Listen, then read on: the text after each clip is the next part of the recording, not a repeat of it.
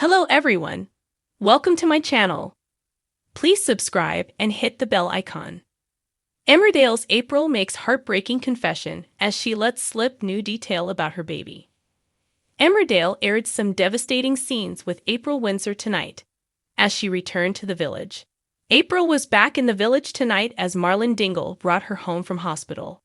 But there was clearly struggles to still go through as April seemed incredibly distant from the family.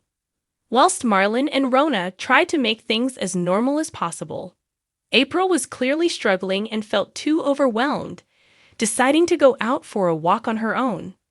Marlon thought initially about going after her, but later resignated himself to the fact she needed to know that he trusted her and thus decided to let her go.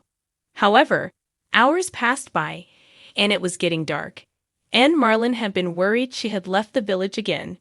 In other scenes, Ross finds her in the graveyard standing by her mother Donna's grave, where he told her, "She really loved you, you know.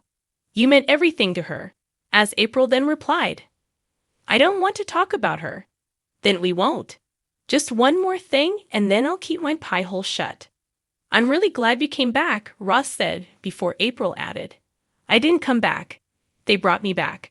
Ross then told her, "I'm really sorry I pushed you away.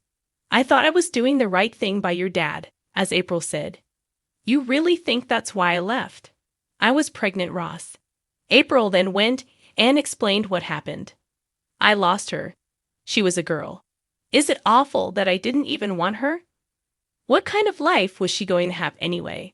A runaway for a mum and a random for a dad," April said as she lamented over the loss of her baby.